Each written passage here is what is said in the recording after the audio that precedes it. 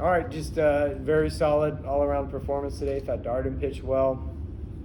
Outside of the one inning where the guy hit the two-run double, I thought he was just in control and looked really good. Offensively, had to have four different innings of scoring three or more was huge. Some individual performances today that really stood out.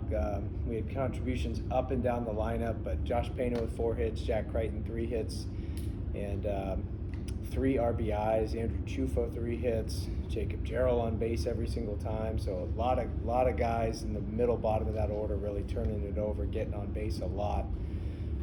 But just a really good day offensively, and proud of our guys, the way they played. Looked like they played with an edge, looked like they played aggressive, looked like they were playing to a standard, which was really good to see. Questions for Coach? 500 career wins for you. What's that mean to you personally? Look, come on. I knew you were going to do that.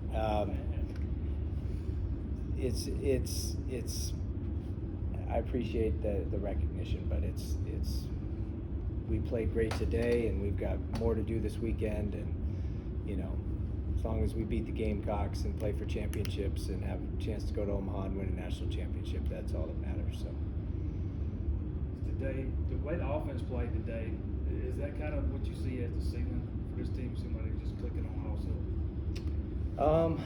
I don't know. It's hard to say the ceiling, but it certainly was good in terms of having contributions up and down the lineup. And when you've got Jaron Purify, another guy that's not only contributing but hitting for power at the top, and so when you got it's just a long lineup, and it's a dangerous lineup when you've got guys not only producing in the lineup, but then you got threats coming off the bench that can produce as well. And so it's certainly scoring multiple big innings in multiple innings. Big innings in multiple innings is certainly the potential of this offense, and scoring in bunches at any time is the potential of this offense. So certainly love to see that. Is Gerald okay after getting hit in the head? Yeah, fine. You get a free pinch runner for concussion protocol, so felt like that was as good a time as any to take him out of the game, but yeah, he was fine. Coach, you were able to bring in some guys off the bench today. What does that mean to you to be able to get them in the game and get them some reps? Always good. We have, in any given game, we have 2, 3, 4 guys that would be hitting in the middle order of somebody else's lineup, for a lot of teams out there. So to be able to get those guys in, they deserve the opportunity to play. And, we have a luxury item of having a lot of depth this year, but it means that there's always a handful of guys that deserve to play that aren't playing. And, we're trying to be fair, but we can't be equal with playing time in a 9-man lineup, and a lot of guys that deserve to get AB. So we've literally had 15 games and had 15 different lineups, just, trying to cycle through as many opportunities and spread the wealth around a little bit. But we'll keep doing it, because every time a guy comes off the bench, he gets a big knock or gets a spot start and gets a few hits, and so it's hard to pencil in a steady 9-man lineup every single day when you got contributors not only in the lineup but on the bench as well. After that close game yesterday, do you think the guys had something to prove today, or was it just one of those things where the offense was clicking? We actually had 71% quality at bats yesterday, which is a lot. I mean, the goal is 50%. We had 71%. So rewatching the game and looking at, we had a lot of hard contact that just didn't go anywhere, or right at them, or even hard ground balls, fly balls, and lineouts. So actually, in hindsight, we scored 7 runs, but could have been a lot more. Today was, what happens when more of them fall or they land over the fence, because the wind's carrying today, and it was not carrying yesterday. But even on a day where, it felt like we were trying to get in a rhythm but never did have the big inning, we still scored in 5 different innings as well. I think we did that today as well. So just to keep that constant pressure is really important, and knowing that at any time we could bust out for 3 or 4 runs.